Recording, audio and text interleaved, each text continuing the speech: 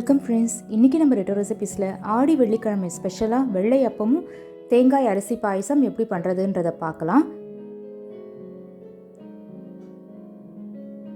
இது ஸ்பெஷல் நெய்வேத்தியமாக இருக்கும் வெள்ளிக்கிழமை அன்றைக்கி செஞ்சால். இப்போ முதல்ல பாயசம் எப்படி பண்ணுறதுன்னு பார்த்துடலாம். இதுக்கு 1 டேபிள் ஸ்பூன் அளவுக்கு பச்சரிசி எடுத்திருக்கேன். அதில் 7-8 முந்திரி பருப்பு. இதை ஒரு அரை மணி நேரம் அப்படியே தண்ணியில் ஊற வச்சிடலாம். 1/4 கப் அளவுக்கு தேங்காய் எடுத்திருக்கேன். ஏதாவது ஒரு கப் மெஷர்மெண்ட் எடுத்துக்கோங்க. எந்த அளவுக்கு தேங்காய் எடுத்தீங்களோ அதே அளவுக்கு வெல்லமும் அதே அளவுக்கு தண்ணியும் சேர்த்து கரைச்சி எடுத்துக்கலாம். இப்போ ஒரு பேனில் 2 கப் அளவுக்கு தண்ணி எடுத்திருக்கேன். எந்த கப்பில் நீங்கள் தேங்காய் எடுத்தீங்களோ அதே கப்பில் 2 மெஷர்மெண்ட்டுக்கு இதை எடுத்துக்கோங்க. நம்ம ஊற வச்சுருந்த அரிசி, முந்திரி, தேங்காய் எல்லாத்தையுமே 1 டேபிள் ஸ்பூன் தண்ணியை சேர்த்து நல்லா ஸ்மூத்தாக அரைச்சி இதில் சேர்த்துருக்கேன். இது நல்லா வேகட்டும். மீடியம் ஃப்ளேம்லேயே வச்சுக்கு கலரி விட்டுட்டே இருக்கணும். அரிசி சேர்த்துருக்கிறதுனால கீழே போய் அப்படியே நின்றுடும். ஸோ மிக்ஸ் பண்ணி விட்டுக்கலாம். ஒரு 2 நிமிஷத்துலேயே நல்லா அந்த அரிசி வெந்து இந்த அளவுக்கு திக்காக ஆரம்பிக்கும். இந்த ஸ்டேஜில் நம்ம கரைச்சி வச்சுருக்க வெல்லத்தை இதில் சேர்த்துடலாம். உங்களுக்கு வெல்லம் சுத்தம் இல்லாமல் இருக்கும் அப்படின்னு நினச்சிங்கன்னா ஃபில்டர் பண்ணிக்கோங்க. இப்போ நல்லா கலந்து விட்டுறலாம். இந்த கன்சிஸ்டன்சியில் நீங்கள் ஆஃப் பண்ணிங்கன்னா கொஞ்ச நேரத்துலேயே அது கொஞ்சம் கட்டிப்படும். சாப்பிட்றதுக்கு கரெக்டாக இருக்கும். இப்போ 1 டீஸ்பூன் நெய்யில் கொஞ்சமாக முந்திரி பருப்பு தாளிப்பை சேர்த்து அதில் சேர்த்துடலாம். அவ்வளோதான், ரொம்பவே அருமையான தேங்காய் அரிசி பாயசம் ரெடி ஆயாச்சு. கண்டிப்பாக நீங்களும் இந்த வெள்ளிக்கிழமை இதை ட்ரை பண்ணி பார்த்துட்டு உங்களோட ஃபீட்பேக்கை என்னோட கமெண்ட்டில் ஷேர் பண்ணிக்கோங்க. அடுத்து நம்ம பார்க்க போகிறது வெள்ளையப்பம்.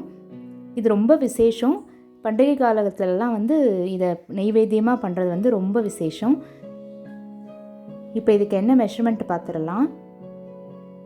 1 கப் அளவுக்கு பச்சரிசி எடுத்திருக்கேன். 1/4 கப் அளவுக்கு வெள்ளை உருட்டு உளுந்து. ரெண்டுத்தையுமே தனித்தனியாக 2 மணி நேரம் ஊற வச்சுட்டு நல்லா ஸ்மூத் பேஸ்ட்டாக தனியாக அரைச்சி எடுத்துக்கணும்.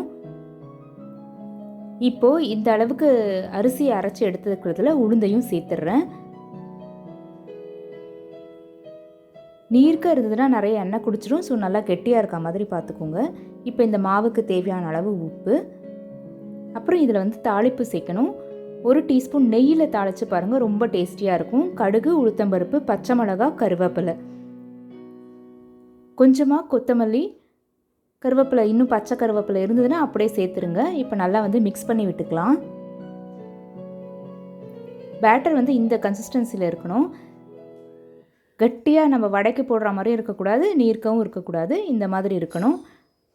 நல்லா சூடான எண்ணெயில் முதல்ல 1 சேர்த்து பார்க்கலாம். நல்லா சூப்பராக அப்பம் உப்பி வரும் பாருங்கள். எப்படி குண்டு குண்டாக பந்து மாதிரி வருது பாருங்கள் வெள்ளையப்பம். இப்போ எல்லாத்தையுமே இதே மாதிரி போட்டு பொரிச்சு எடுத்துடலாம். இது வெள்ளையப்பம், இது ப்ரௌனாக ஆகக்கூடாது. இப்போவே அது வெந்துட்டுருக்கும். மீடியம் ஃப்ளேம்லேயே வச்சு இந்த மாதிரி பொரிச்சு எடுத்துருங்க. அவ்வளோதான், ஜம்முன்னு வெள்ளையப்பமும் ரெடி ஆயாச்சு. உள்ளே சாஃப்டாக இருக்கும். ரொம்ப நேரம் அரைச்சதுக்கப்புறமா நீங்கள் இந்த மாதிரி சேர்த்திங்கன்னா எண்ணெய் குடிச்சிடும். ஸோ அரைச்ச உடனே செய்ய ஆரம்பிச்சிருங்க. ரொம்பவே அருமையான இந்த பிரசாதங்களை நீங்களும் ட்ரை பண்ணி பார்த்துட்டு உங்களோட ஃபீட்பேக்கை என்னோட கமெண்ட்டில் ஷேர் பண்ணிக்கோங்க.